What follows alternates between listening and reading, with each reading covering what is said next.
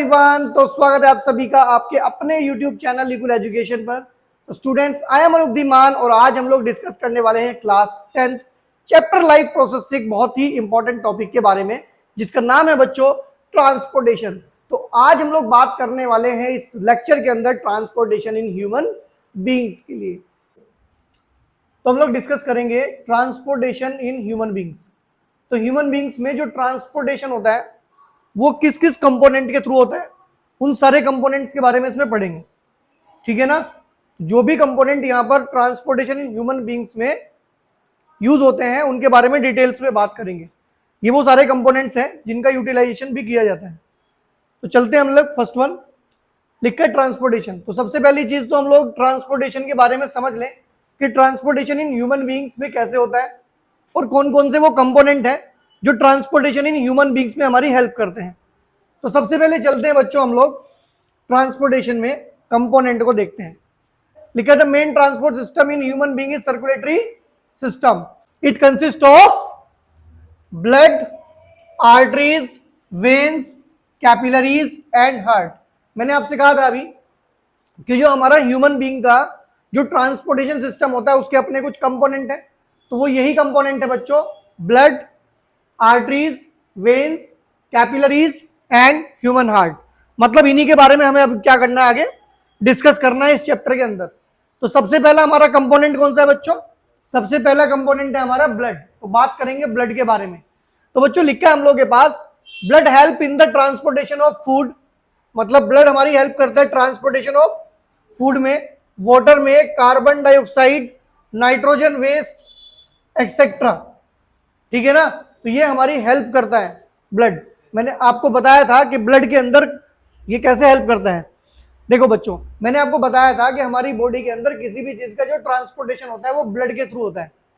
ठीक है ना, वो ब्लड के थ्रू होता है। मतलब ऑक्सीजन हमारी बॉडी के अंदर एक प्लेस से दूसरी प्लेस जाएगी तो वो ब्लड के थ्रू जाएगी, CO2 मूव करेगी तो वो ब्लड के थ्रू जाएगी। मैंने आपको ये भी बताया था कि जो आपका न्यूट्रिशन वाला पार्ट था उसमें आप लोगों को बताया गया था कि स्मॉल इंटेस्टाइन के अंदर एनर्जी को एब्जॉर्ब करके ब्लड स्ट्रीम के अंदर एंट्री करा के पूरी बॉडी में ट्रांसमिट किया जाता है। बात समझ में आ गई? किसी को डाउट तो नहीं है? यहां पर अब बात करते हैं, इट कंसिस्ट ऑफ प्लाज्मा। मतलब ये जो ब्लड है ना, इसके अंदर प्लाज्मा होता है, RBC होता है, WBC होता है एंड प्लेटलेट्स होते हैं। मतलब ब्लड के फर्दर 4 कंपोनेंट है, अपने ब्लड के फर्दर 4 कंपोनेंट है। तो ये हम लोग देखें तो ब्लड है ये। ठीक है। अगर हम लोग देखें ब्लड में तो ये जो लिक्विड आप देख रहे हो येलो कलर का, ये हमारा प्लाज्मा है। ये क्या है हमारा? तो प्लाज्मा का काम क्या होता है बच्चों? प्लाज्मा ट्रांसपोर्ट करता है फूड को, वाटर को and CO2 and nitrogen and waste. तो इसका जो काम है प्लाज्मा का, ये ट्रांसपोर्टेशन का काम होता है। ये फूड ट्रांसपोर्ट करता है, CO2 ट्रांसपोर्ट करता है, नाइट्रोजन एंड वेस्ट। क्लियर बात है?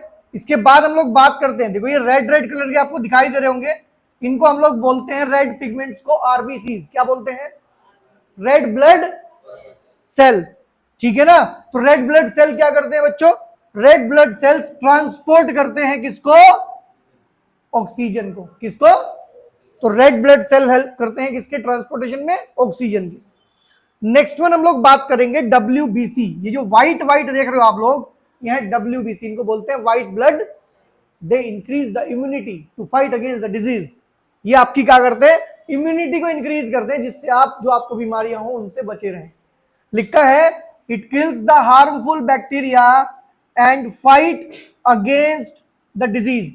मतलब आप ये भी कह सकते हैं कि ये जो है WBC, ये आपकी इम्यूनिटी को बूस्ट करता है, जिससे आप बीमारियों से बच सके। Next one and the last one, that is called the platelets. तो प्लेटलेट्स क्या होती है बच्चों? आप लोगों ने देखा होगा जब कभी भी आपको चोट लगती है तो चोट लगने के बाद यहाँ पे ब्लड क्लॉट हो जाता है। तो वो ब्लड के क्लॉटिंग में जो हेल्प करता है वो प्लेटलेट करता है। लिखा है it help in the clotting of and prevent the loss of blood during injury. अगर मान लो सपोज करते हैं प्लेटलेट्स काम नहीं करेंगी तो उस कंडीशन में क्या होगा? आपका ब्लड क्लॉट नहीं होगा। क्लियर हो गई बात? तो 4 कंपोनेंट ब्लड के हमने फटाफट से देख लिए। कौन से? Plasma, RBC, WBC and platelets. फटाफट देखो, प्लाज्मा ट्रांसपोर्ट करता है food, water, CO2, nitrogen and waste. और आपका जो RBC है इसके अंदर हीमोग्लोबिन होता है, वो जिसकी वजह से रेड कलर का दिखता है। तो ट्रांसपोर्ट करता है किसको? ऑक्सीजन को। WBC किल करता है बैक्टीरिया को और आपकी इंक्रीज करता है immunity so that you can fight against the disease. Platelets क्या करती है, ब्लड क्लोटिंग करता है ड्यूरिंग एन इंजरी। में ना ऑक्सीजन जो होती है ना अपने आप नहीं भागती, ऑक्सीजन को ले जाने के लिए एक कैरियर की नीड होती है। ऑक्सीजन को ले जाने के लिए एक, तो वो कैरियर है कौन, हीमोग्लोबिन। हीमोग्लोबिन अपने साथ बांध के ले जाता है उसको। क्लियर बात होगी। तो ये हमने पढ़ लिया बच्चों पहला कंपोनेंट हमारे ट्रांसपोर्टेशन सिस्टम का, दैट इज ब्लड। अभी चलते हैं नेक्स्ट वन कंपोनेंट पर, ठीक है। तो नेक्स्ट वन कंपोनेंट है बच्चों आपके लिए आर्टरीज। क्या है, तो यहां पर हम लोग बात करेंगे आर्टरीज के बारे में। आर्टरीज है वेन्स एंड कैपिलरीज है। Arteries, veins and capillaries. देखो बच्चों, अगर हम लोग बात करें आर्टरी, ठीक है, अगर हम लोग बात करें आर्टरी की, तो देखो बच्चों यहां पे एक चीज और नोटिस करा देता हूं आपको, तो ज्यादा समझ में आएगा। ये हमारा यहां पे हार्ट है, ये हमारा यहां पे हार्ट है। क्लियर होगी बात। अब देखो यहां पे क्या है, ये हार्ट से जो ब्लड है वो इसके अंदर एंट्री करता है, और जो हार्ट है ना वो हमेशा प्योर ब्लड देता है। कौन सा, तो यहां पर एक प्योर ब्लड आता है और we can say oxygenated blood आता है, और वो इसके अंदर से ट्रांसमिट होता है। उसके बाद जब वो पूरी बॉडी में आपके घूमता है, आगे चल के बात करेंगे अभी हम हार्ट के बारे में, क्लियर बात है। तो जब वो आपकी पूरी बॉडी में घूमता है तो वो जो ब्लड है वो गंदा हो जाएगा, और गंदे ब्लड को हम लोग क्या कहते हैं यहाँ पे, डीऑक्सीजनेटेड ब्लड। क्या कहते हैं, अब वो आपकी बॉडी में घूमेगा, घूमने के बाद वो डीऑक्सीजनेट हो जाएगा, और डीऑक्सीजनेट होने के बाद जिस पाइप के थ्रू वो बाहर निकलेगा उसे कहते हैं वेन्स। मतलब मुझे एक बात समझ में आती है, जो आर्टरीज होती हैं, जो आर्टरीज होती हैं वो प्योर ब्लड फ्लो करती हैं, ठीक है, और जो वेन्स होती हैं वो इम्प्योर ब्लड फ्लो कराती हैं। बात समझ में आ गई। अगर हम लोग बात करें आर्टरी की, क्योंकि जो हार्ट होता है हमारा पंप करता है ब्लड को, क्या करता है, पंप करता है ब्लड को बहुत प्रेशर के साथ, तो इनकी जो वॉल्स होती है वो थोड़ी थिक होती है, क्योंकि अगर थिन वॉल होगी तो ये फट जाएगा। समझ में आ गई बात। इसकी वॉल कैसी होती है, थिक होती है, उनकी वॉल कैसी होती है, थिन होती है। और भाई कैपिलरीज क्या है, देखो आर्टरीज और वेन को छोटे छोटे पाइप्स आपस में जोड़ रहे हैं, इनको कैपिलरीज बोलते हैं। इनको क्या बोलते हैं, अब आ जाओ जरा फटाफट से देखते हैं जरा इनको फटाफट। सबसे पहले हम लोग बात करेंगे आर्टरीज की। तो मैंने आपको बताया आर्टरीज क्या करती हैं, कैरी करती है प्योर ब्लड, और प्योर ब्लड को हम लोग कहते हैं ऑक्सीजनेटेड ब्लड। कहां से कहां, from heart to all body part, आपकी पूरी बॉडी में भेजेगा ये। दे आर थिक वॉल्ड, इनकी जो वॉल होती है वो थिक होती है। मैंने बता दिया क्यों, क्योंकि जब प्रेशर के साथ ब्लड पंप करेगा नहीं तो ये फट जाएगी। क्लियर बात है। And do not have wall. अब हम बात कर लेते हैं वेन्स की। तो वेन्स के बारे में मैंने आपको बताया, ठीक है ना, यहां वेन्स आएगा। वेन्स कैरी करती है क्या, इम्प्योर और we can say deoxygenated blood. कहां से, ऑल बॉडी पार्ट्स। बात समझ में आ गई। लिखा है दे आर थिन वॉल्ड, ये कैसी होती है, एंड हैव वॉल्व। क्लियर बात है। देखो भाई इसमें क्या था, वॉल्व नहीं थी, और वॉल्व ना होने से बैकवर्ड फ्लो चला जाएगा। इसमें वॉल्व्स है, इसमें बैकवर्ड फ्लो नहीं जाएगा। क्लियर है। जहां वॉल्व्स लगी होंगी वहां पर ब्लड बैकवर्ड फ्लो नहीं करेगा। तो वॉल्व्स किसमें लगी हैं, दोनों में डू नॉट लिखा हुआ है क्या, नहीं नहीं, इसमें डू नॉट लिखा हुआ है, इसमें बैकवर्ड फ्लो नहीं होगा, और इसमें वॉल्व्स लिखा है कि है, इसमें बैकवर्ड फ्लो ब्लड नहीं होगा। क्लियर होगी ना बात, ये वॉल वाली बात क्लियर हो रही है ना सबको। भाई जिसमें वॉल लगी है उसमें बैकवर्ड फ्लो नहीं होगा, जिसमें वॉल्स नहीं लगी हैं उसमें बैकवर्ड फ्लो हो जाएगा ब्लड। समझ में आ गई बात, क्योंकि वॉल का काम क्या होता है, ब्लड के बैकवर्ड फ्लो को रोकना। समझ में आ गई बात। अब कैपिलरीज, तो हमने आपको बताया कैपिलरीज क्या होती है, these are very narrow blood vessels which connect arteries to veins. ये कुछ नैरो हमारी क्या होती है, ब्लड वेसल्स होती है, जो आपकी आर्टरीज को कहां भेजती है ये। क्लियर होगी बात, किसी को डाउट तो नहीं है। तो हमने क्या क्या पढ़ लिया बच्चों, हमने दो चीजें बहुत अच्छे से देख ली। पहली चीज हमने बात की ब्लड, फिर हमने बात की वेन्स के बारे में, और उसके बाद हमने बात की आर्टरीज के बारे में एंड कैपिलरीज के बारे में। अब हम लोग डिस्कस करेंगे that is the human heart. Human heart के बारे में डिस्कस करेंगे। तो ह्यूमन हार्ट आपको पता है कि मस्कुलर ऑर्गन होता है and it pump the blood through the body. ये आपकी बॉडी के अंदर ब्लड को पंप करता है, पुश करता है आपकी बॉडी के अंदर, तभी तो आपकी पूरी बॉडी में ब्लड पहुंच पाता है। तो ये हमारा एक ह्यूमन हार्ट होता है जो क्या करता है, कॉन्ट्रैक्शन एंड रिलैक्सेशन करता है, और जिसकी वजह से क्या होता है, ब्लड आपकी पूरी बॉडी में मूव करता है। तो पहली चीज हमें डेफिनेशन पता होनी चाहिए, what is the definition of the human heart. That is human heart is what, it is a muscular organ which pump the blood to all parts of the body. Body के पूरे parts में क्या करता है, blood को pump करने का काम करता है। क्लियर है। अब धीरे धीरे हम इसका स्ट्रक्चर पढ़ेंगे, स्ट्रक्चर के बाद हम इसका फंक्शन भी पढ़ेंगे। ठीक है, चलते हैं हम इसके स्ट्रक्चर पर और देखते हैं भाई इसका स्ट्रक्चर कैसा है। देखो भाई ध्यान से, अब हम बात करेंगे ट्रांसपोर्टेशन में नेक्स्ट टॉपिक की, जिसका नाम है स्ट्रक्चर ऑफ ह्यूमन हार्ट। अब हम बात करेंगे कि जो ह्यूमन हार्ट है उसका स्ट्रक्चर कैसा है। तो बच्चों देखो ध्यान से सुनना, लिखा है आवर हार्ट हैज 4 चैम्बर्स, मतलब ह्यूमन बींग्स का जो हार्ट होता है उसमें 4 चैम्बर बने होते हैं। ठीक है, अपर 2 चैम्बर्स को हम लोग क्या कहते हैं बच्चों, एट्रिया, क्या कहते हैं, and lower 2 chambers are known as ventricles. अब आप ये देखो बच्चों, यहां पर 4 चैम्बर है हमारे पास। कितने चैम्बर है, 4 चैम्बर है। Chamber number 1, chamber number 2, chamber number 3, chamber number 4, ये 4 चैम्बर है, जिसमें ऊपर वाले दोनों चैम्बर को एट्रिया कहते हैं।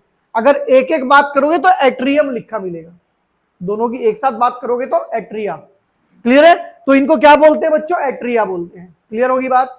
और जो नीचे वाले 2 चैम्बर होते हैं इनको वेंट्रिकल बोलते हैं। इनको क्या बोलते हैं, तो स्ट्रक्चर में पहली बात मुझे पता चली, that is human heart consist of 4 chambers.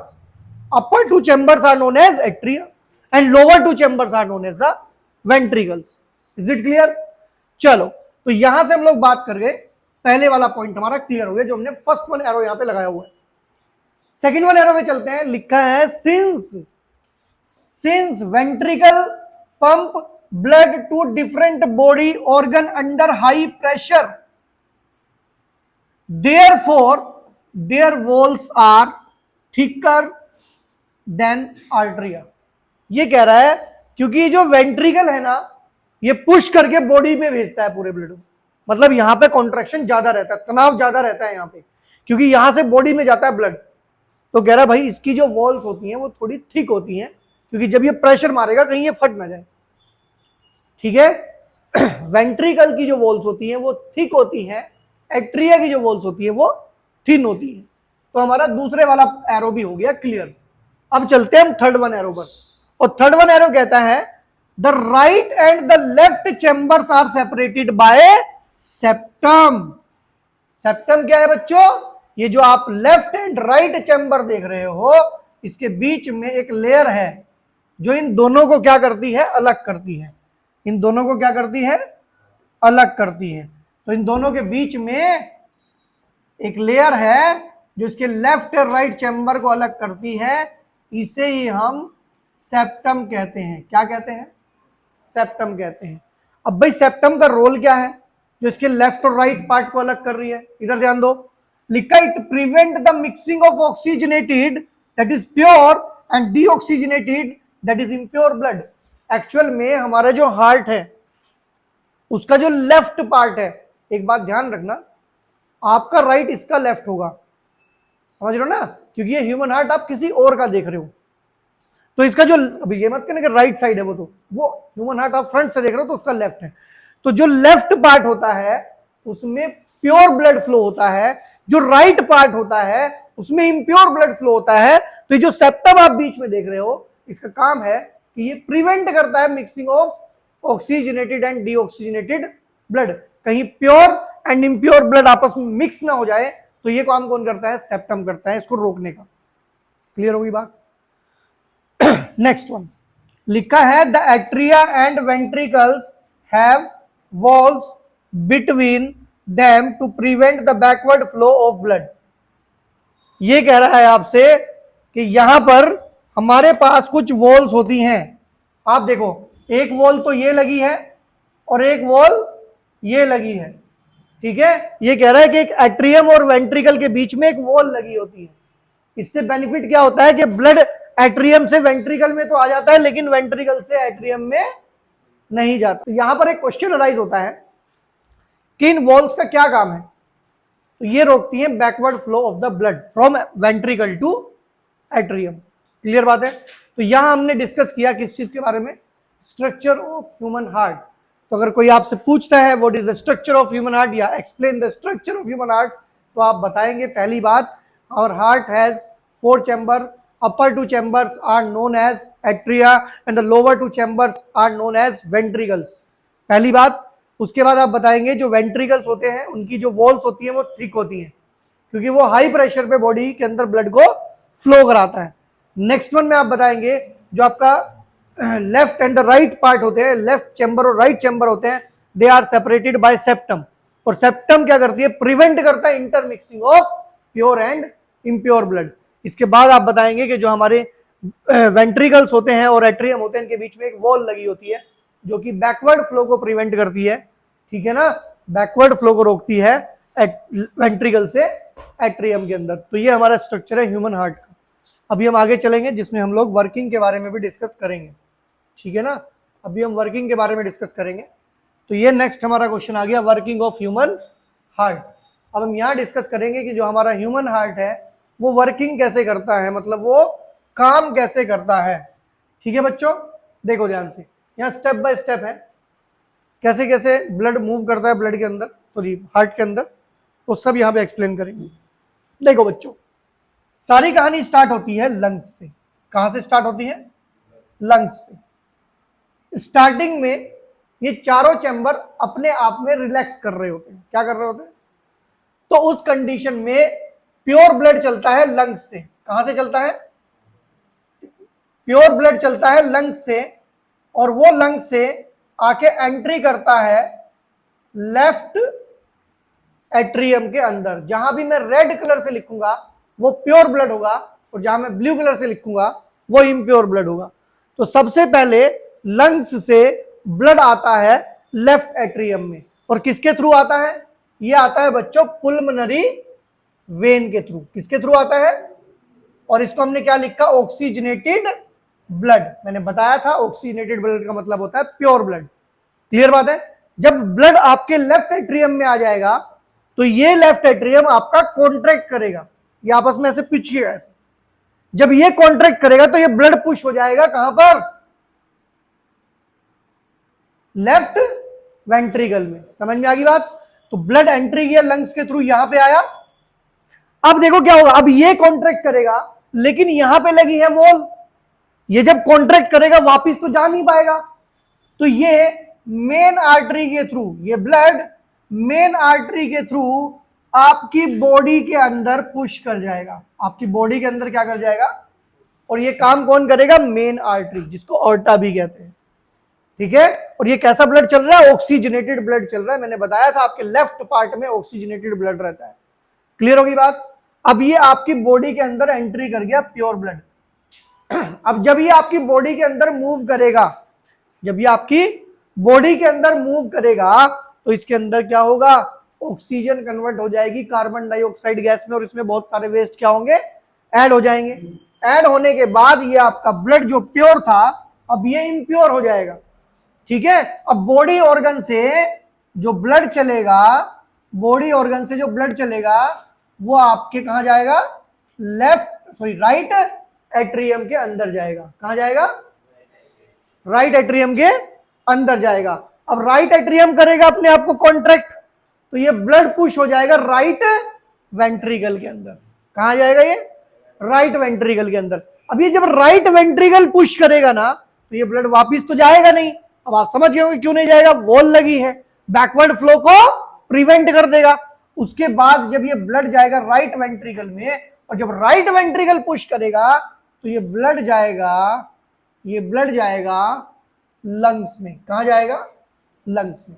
तो ये पूरा एक सर्कुलेटरी सिस्टम होता है जिसके थ्रू हमारी पूरी बॉडी के अंदर ब्लड घूमता है।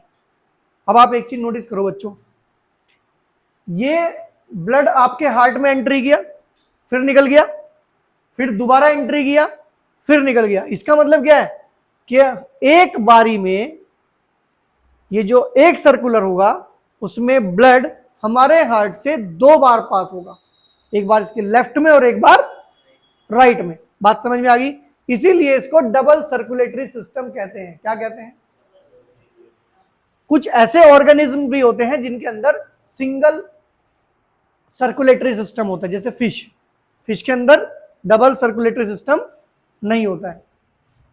देखो ध्यान से, चले आगे भाई। तो ये तो था हमारा वर्किंग वाला पार्ट। देखो यहां पे लिखा single and double circulation, single and double circulation. अब देखो सिंगल डबल का क्या मतलब है? सिंगल डबल का मतलब ये है बच्चों, ये इसके क्या है? गिल्स हैं, ठीक है, ये इसका हार्ट है। देखो ब्लड यहां से चला, ये आया बॉडी ऑर्गन से निकला इसके और हार्ट से पास हो गया, वापस गिल्स पे चला गया।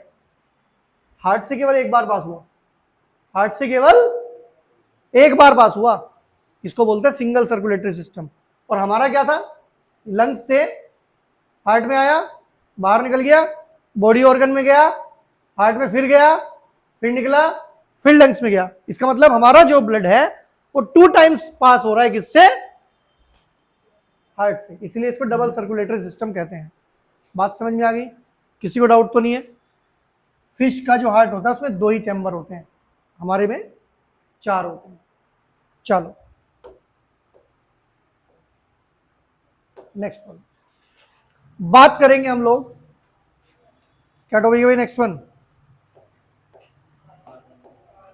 Carbon monoxide poisoning. Carbon monoxide poisoning, देखो एक अच्छा टॉपिक है। ये कह रहे हैं कि कार्बन मोनोऑक्साइड पॉइजनिंग एक्चुअल में क्या होता है बच्चों? कार्बन मोनोऑक्साइड एक तरह से पॉइजन का काम करती है हमारे लिए। देखो कैसे काम करती है ये, इधर देखो, बोर्ड पे देखो सब लोग, लिखा है carbon monoxide the silent killer, the silent killer.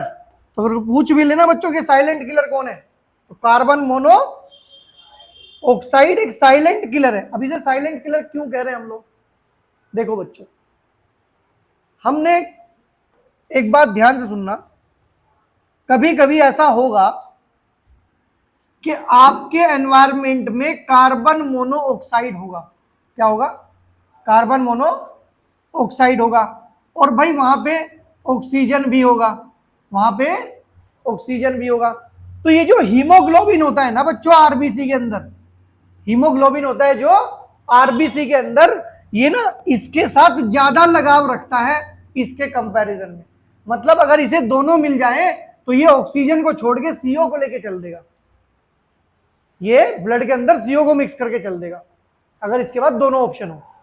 अगर ऑप्शन नहीं है तो सीओ ऑक्सीजन को लेके चलेगा, लेकिन अगर दोनों मिलेंगे तो फिर सीओ को लेके चलेगा, क्योंकि इसकी मोर एफिनिटी होती है, इसकी बाइंडिंग क्षमता जो है इसके साथ ज्यादा होती है इसके कंपैरिजन में। बात समझ में आ गई? तो देखो यहाँ क्या लिखा है, अब आपको पूरी कहानी समझ में आएगी कार्बन मोनोऑक्साइड पॉइजनिंग की। देखो क्या कह रहा है ये, कह रहा है carbon monoxide is a poisonous gas, it is formed by the incomplete combustion of the fuels.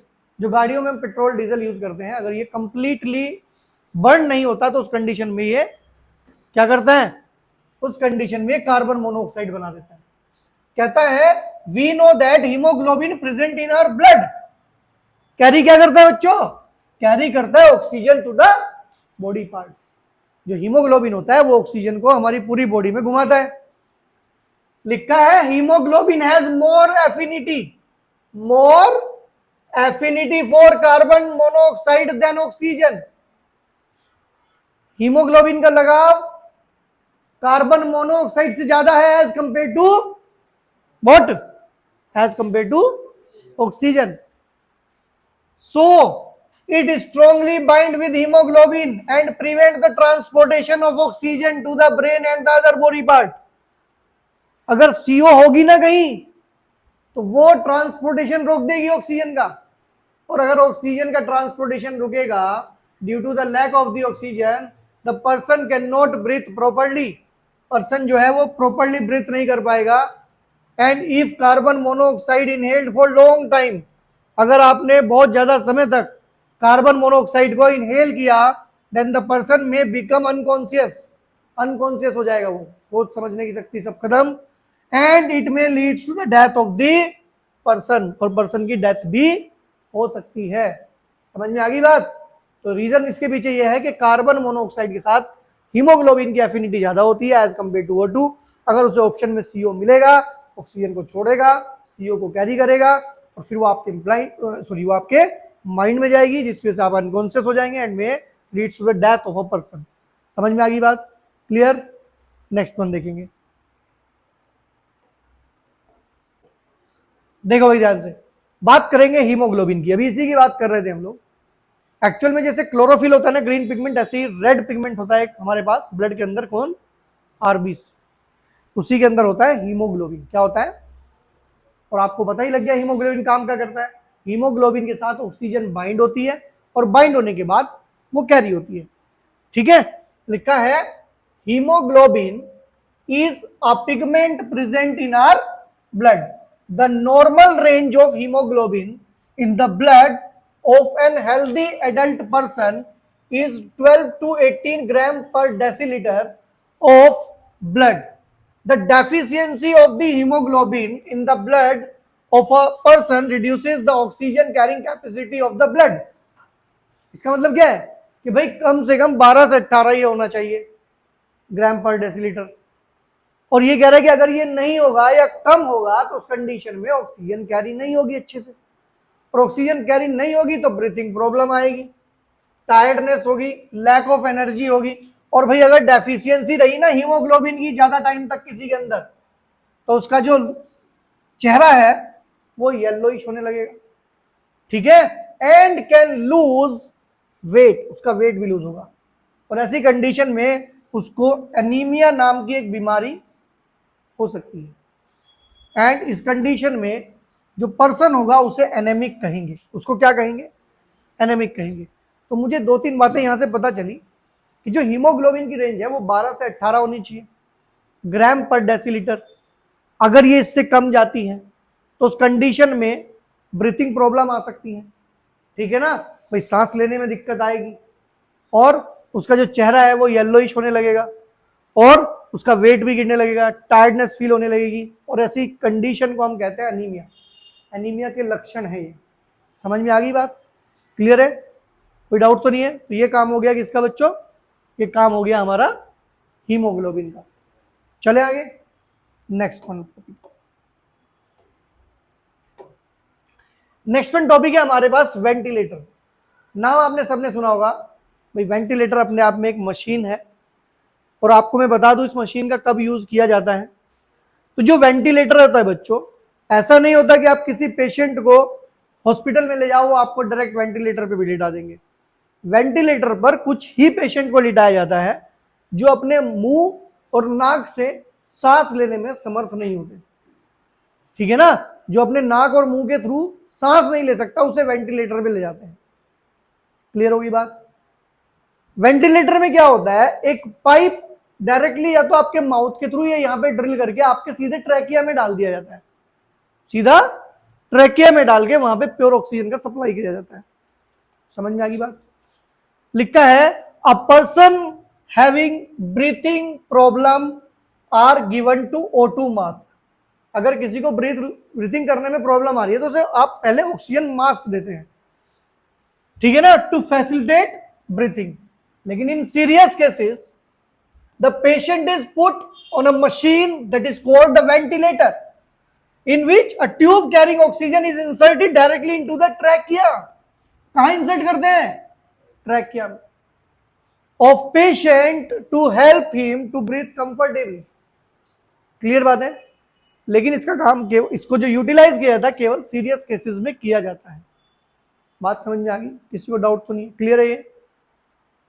तो इसको बोलते हैं बच्चों वेंटिलेटर।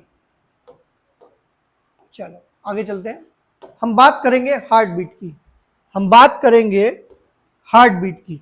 देखो बच्चों, अगर हम लोग हार्ट बीट की बात करें तो हार्ट बीट क्या होता है, आपने देखा होगा, मैंने अभी जब फंक्शनिंग समझाई थी आपको ब्लड की, सॉरी हार्ट की, तो उसमें बताया था कि वो पुश करता है फिर रिलैक्स करता है, फिर पुश करता है फिर रिलैक्स करता है। तो जो एक पुश और एक रिलैक्स है, ये मिलकर एक हार्ट बीट बनता है, ये मिलकर एक हार्ट बीट बनता है। लिखा है the heart pump blood into our arteries by contracting, when heart relax it get filled with blood. जब ये रिलैक्स करता है इसके अंदर ब्लड फिल हो जाता है, और जब ये कॉन्ट्रैक्ट करता है तो ब्लड इसके अंदर से निकल जाता है। कहता है one contraction and relaxation of heart is called heart beat. It is about 72 beats per minute for a person. किसी भी नॉर्मल पर्सन के लिए ये 72 बीट पर मिनट होता है। मतलब जो हार्ट बीट चेक करते हैं वो देखते हैं कितनी है, अगर 72 73 है तो कोई दिक्कत नहीं है। क्लियर है। लेकिन जो इन्फेंट्स होते हैं, जो छोटे बच्चे होते हैं पैदा होते ही, उनकी हार्ट बीट 150 तक जाती है। कहाँ तक जाती है? आप देखना कभी, जो छोटा बच्चा हो जल्दी जल्दी सांस लेता है, वो हमसे थोड़ा जल्दी जल्दी सांस लेता है। क्लियर होगी बात? नेक्स्ट करें। तो ये हमने हार्ट बीट के बारे में पढ़ लिया। अब हम बात करेंगे ब्लड प्रेशर के बारे में। अब हम बात करेंगे ब्लड प्रेशर के बारे में। तो ब्लड प्रेशर देखो क्या है, ये वो प्रेशर है जिससे हार्ट ब्लड को आर्टरी में पुश करता है। ब्लड को लिखा है देखो यहां पे, the pressure at which blood is pumped around the body by the heart is called blood pressure. It is expressed in the form of two values known as systolic and diastolic. आप लोग देखना कभी BP check कराने जाओगे ना तो वो दो लिखता है, एक ऊपर एक नीचे, ऐसे ऐसे लिखेगा 72/112। तो इसमें एक होता है सिस्टोलिक, एक होता है डायस्टोलिक। तो यहां पर देखो बच्चों, सबसे पहले सिस्टोलिक की बात करते हैं। लिखा the maximum pressure at which the blood leaves the heart. जब वो ब्लड को लीव करता है ना पुश करके, तो आता है सिस्टोलिक। तो क्या आता है? और जो पुश करने के बाद ढीला छोड़ देता है अपने आप को, फिर आता है डायस्टोलिक। फिर कौन सा आता है? समझ में आ गई बात? The maximum pressure at which blood leaves the heart through the main artery during the contraction phase is called systolic pressure. और किसी भी पर्सन के लिए जो नॉर्मल है उसके लिए उसका सिस्टोलिक प्रेशर 120 होना चाहिए। अगर ये 120 से ज्यादा आ रहा है, ये 120 मिलीमीटर एचजी है, मतलब ये मरकरी का लेवल है। अगर ये 120 से ज्यादा आ रहा है इसका मतलब उसका हाई ब्लड प्रेशर है। समझ में आ गई बात? अब बात करेंगे डायस्टोलिक की। कहता है the minimum blood pressure in the artery during the relaxation phase of the heart is called diastolic pressure. The normal range of diastolic pressure is 80 millimetre Hg. मतलब अगर नीचे वाला पार्ट जो है हमारा 80 आ रहा है, समझ में आ गई बात? तो इसका मतलब क्या है कि अगर 80 से ये कम आ रहा है, 80 से ये कम आ रहा है, इसका मतलब फिर वो लो ब्लड प्रेशर का पेशेंट है। क्लियर? अब देखो यहां पे लिखा है if a person has BP, BP कितना आ रहा है इसका? 110 और 75, then it is called low blood pressure. देखो ऊपर वाला तो 120 से ऊपर नहीं जा रहा ना, लेकिन नीचे वाला 75 आ गया 80 से। 80 होना चाहिए 75, तो ये कैसा पर्सन है? इसका लो ब्लड प्रेशर है, और इसको बोलते हैं हाइपोटेंशन। क्या बोलते हैं? नेक्स्ट वन है, ये कह रहा है if a person BP is 145/90, 145/90, ये तो 120 से ऊपर नहीं जाना चाहिए, इसका मतलब इसका हाई ब्लड प्रेशर है, और इसको बोलते हैं हाइपरटेंशन। क्या बोलते हैं इसको? हाइपरटेंशन। ठीक है भाई, क्लियर होगी बात? नेक्स्ट वन करें। देखो जरा ध्यान से,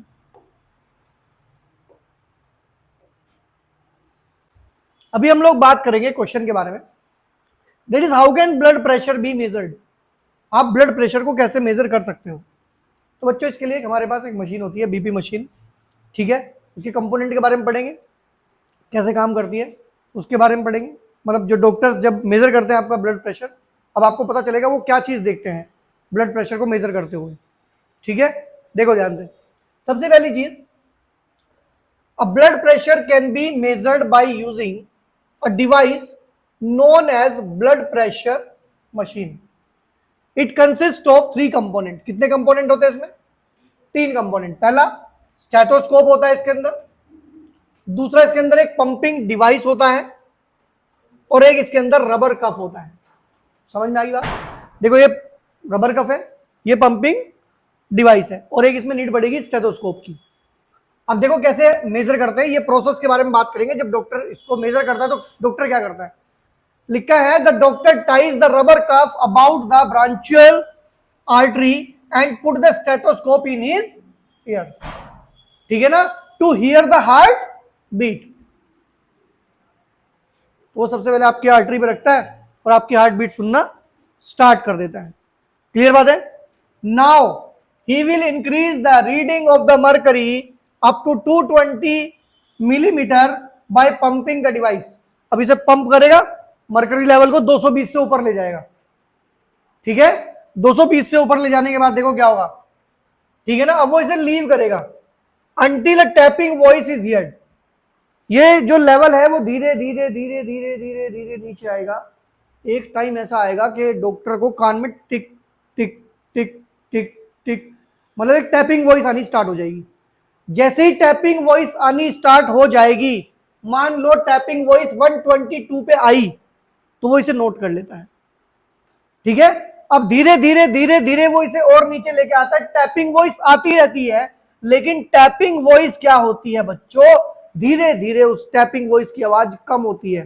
पहले टिक टिक टिक टिक टिक टिक, एक टाइम आके वो उसे सुननी बंद हो जाती है, और जिस जगह पे वो सुननी बंद होती है वो उसे भी नोट कर लेता है। समझ में आ गई बात। तो वो सिस्टोलिक और वो डायस्टोलिक, समझ में आ गई बात, क्लियर होगी बात। तो टैपिंग वॉइस के थ्रू ये क्या करते हैं, चेक करते हैं बीपी। कोई डाउट तो नहीं है, क्लियर है यहां तक। तो ये हमने पढ़ लिया बच्चों, how can blood pressure be measured. Next and the last topic है, ये हमने कौन सा पढ़ा है, ह्यूमन सर्कुलेट, ह्यूमन ट्रांसपोर्ट पढ़ रहे हैं, प्लांट का अलग होता है। अब बात करेंगे लिम्फ। अब ये लिम्फ क्या चीज है बच्चों, देखो अभी तक हम केवल 3 चीजों की बात कर रहे थे, जिसमें पहला था आपका वेन्स, दूसरी थी आर्टरी, और तीसरी थी कैपिलरीज। तीसरी क्या थी, कैपिलरीज। ध्यान से सुनना, veins, arteries and capillaries. Veins impure blood flow करा रही थी, आर्टरीज प्योर ब्लड फ्लो करा रही थी, और कैपिलरीज इन दोनों को कनेक्ट कर रही थी। इनके अलावा भी हमारी बॉडी के अंदर कुछ छोटे छोटे पाइप्स होते हैं जो कि आपकी आर्टरीज से ही निकलते हैं, उन्हें बोलते हैं लिम्फ। क्या बोलते हैं, लिम्फ, लिम्फ नोड। क्या बोलते हैं, लिम्फ नोड। देखो ये जो ब्लू वाले देख रहे हो आप, ये तो वेन्स है, जो रेड वाले देख रहे हो ये आर्टरी है, इन्हीं के बीच में जो ग्रीन वाले देख रहे हो इनको लिम्फ नोड बोलते हैं। क्या बोलते हैं, लिम्फ नोड। जो आपकी ये वेन्स है ना, एक्चुअल में इनके अंदर छोटे छोटे पोर्स होते हैं, इनके अंदर छोटे छोटे पोर्स होते हैं, उनसे एक लिक्विड सीपेज आउट होता है और वो इन लिम्फ नोड के थ्रू बहता है, और इस बहुत सारी लिम्फ नोड को मिला के लिम्फेटिक सिस्टम कहते हैं, लिम्फेटिक सिस्टम कहते हैं। लिखा है lymph is a light yellow colour liquid which are somewhat similar to the plasma. ये देखने में कुछ कुछ प्लाज्मा के जैसा होता है। As we know, blood flow in the blood vessels. Blood vessels are porous in nature. इनमें छोटे छोटे pores होते हैं, ठीक है। From these pores, plasma, WBC, small protein seepage out. क्या निकलता है यहाँ से, pores से प्लाज्मा, WBC एंड कुछ प्रोटीन्स क्या होता है, सीपेज आउट होता है इन the form of a liquid. और इस लिक्विड को हम लोग क्या कहते हैं बच्चों, इसे लिक्विड को कहते हैं हम लोग लिम्फ। लिखा है the vessels through which the lymph flows are called lymph vessels. और भैया जो ये हमारे बहुत सारे लिम्फ नोड्स है, इन्हें मिला के बनता है लिम्फेटिक सिस्टम। क्लियर बात होगी। लास्ट टॉपिक है हमारा, that is function of the lymph. तो जो लिक्विड निकल रहा है इसका फंक्शन क्या है, लिखा है lymph takes part in nutritive part of the body. मतलब ये एक तरह से हमारी न्यूट्रिशन में भी हेल्प करता है। नेक्स्ट कह रहा है it protect the body by killing the germs. ये जम्स से भी क्या करता है, बॉडी को बचाता है। कहते हैं it helps in removing the waste product. भाई जो आपकी आर्टरीज वेन्स के अंदर जो वेस्ट प्रोडक्ट चल रहे हैं, ये उनको रिमूव करने में भी हेल्प करता है। और कभी कभी क्या होता है, ये आर्टरी के अंदर बहुत ज़्यादा प्रेशर क्रिएट हो जाता है, तो प्रेशर क्रिएट होता है तो वहाँ से वो लिक्विड निकल जाता है और उसमें प्रेशर क्या होता है, कम हो जाता है। एक तरह से एक बैलेंसिंग बनाने में भी क्या करता है, ये हेल्प करता है। क्लियर बात होगी। तो ये आज हम लोगों ने कंप्लीट कर लिया अभी अपना transportation in human beings. Next one हम लोग बात करेंगे ट्रांसपोर्टेशन इन प्लांट्स।